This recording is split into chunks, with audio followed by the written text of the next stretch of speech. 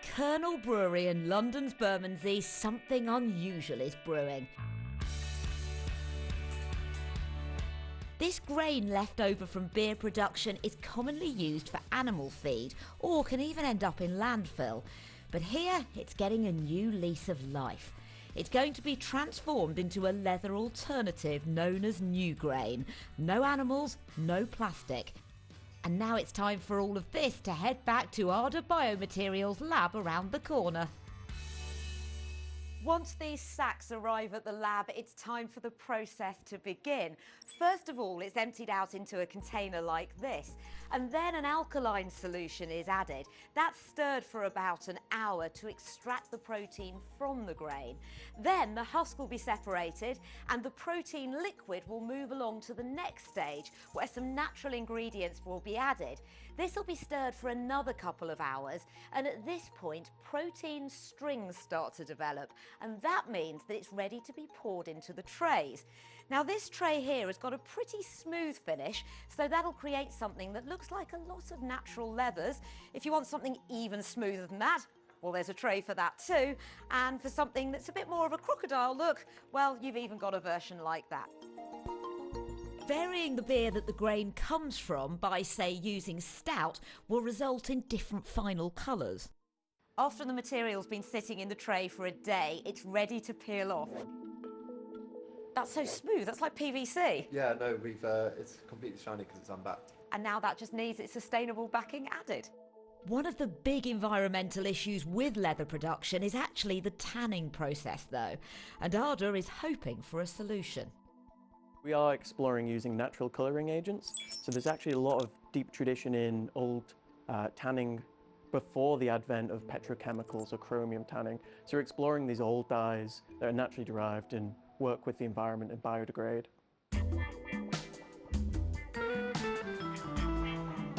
And now for a look at some of the finished product. We've got a whole roll of it here. It looks very much like leather. This one's quite soft. Now, if I smell it, because I know that is the instinct with leather, it doesn't smell of much. A bit like a new car, maybe. These two are made from different types of beer, so the colour is authentic. They do feel less like leather to me, I think because they're harder and more solid. The more flexible ones that are used for something like a handbag feel more like leather, and they've just got that movement to them. On a big sheet here, this could make a bag that would actually fit my laptop, that feels a lot softer, it moves around more like leather does. But I think the main point is there's a lot of flexibility as to how the finish is going to end up looking and what can be done to it afterwards. There's competition though. There are lots of other leather alternatives that are coming online, and they each have different positives and negatives. Our solution offers a way to scale. Do you think it's going to be cheaper than leather? Yes. Yeah. How much cheaper? Well, currently, a lot of the breweries we work with at the moment give away their grain for free. So our feedstock is coming in at an extremely low value. Some of the bigger breweries sell it, but it's quite low. So at scale, we calculate that we can undercut leather and plastic leather. And when do you think I'm going to be able to go out and buy a handbag made out of this? Hopefully this time next year. And it's going to be a cheap handbag? It'll start as a small collection to certain clients, and then into luxury, and then slowly moving down the luxury market into more commodity and high street. And what's worth having if there isn't a queue or a waiting list?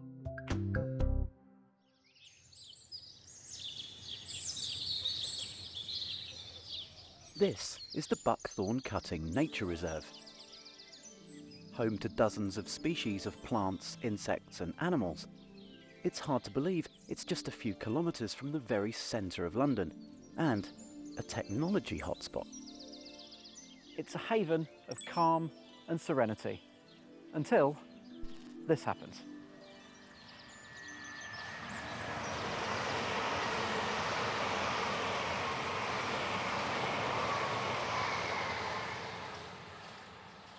Love a train. The area here is based on previously unmanaged Network Rail land, the body responsible for most of the sprawling railway network in Great Britain, over 52,000 hectares.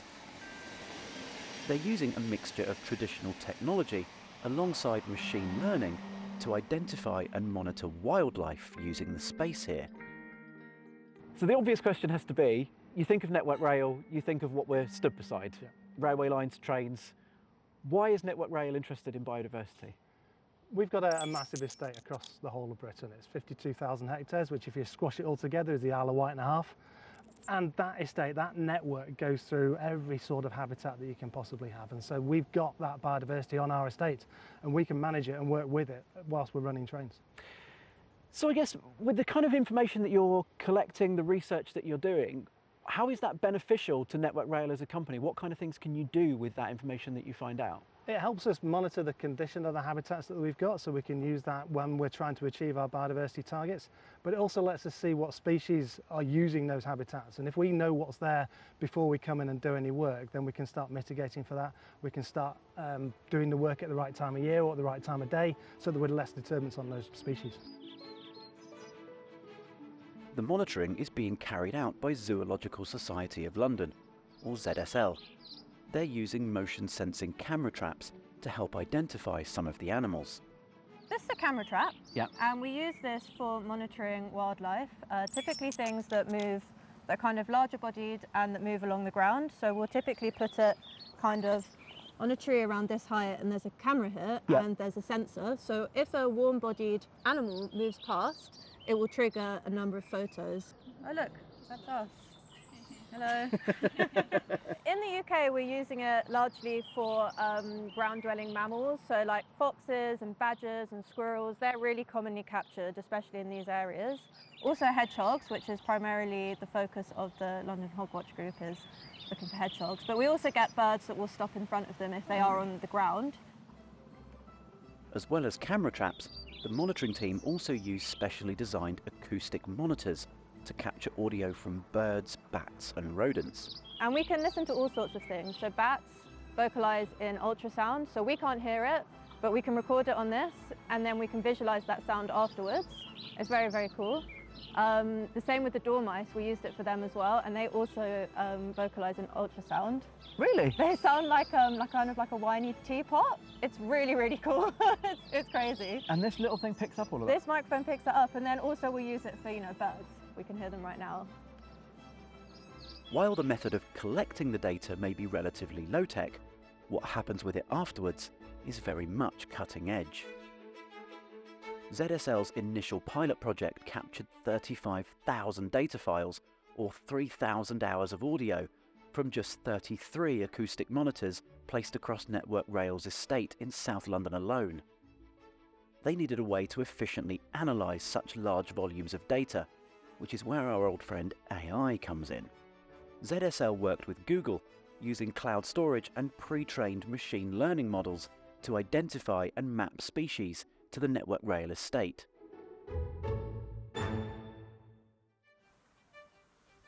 Back at ZSL HQ, I sat down with Lydia to see some of the results of the analysis. In some cases, there are some really good machine learning models already trained. So for instance, for birds and bats, there are some excellent models out there. And essentially, they use these spectrogram images that I'm showing you here. These are really distinctive images. They basically learn these images which are associated with these different species.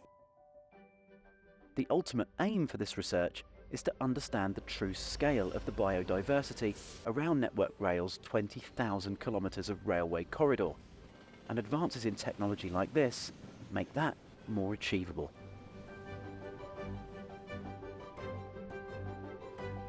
And that's it for this programme. Thanks for watching. We shall be back next week.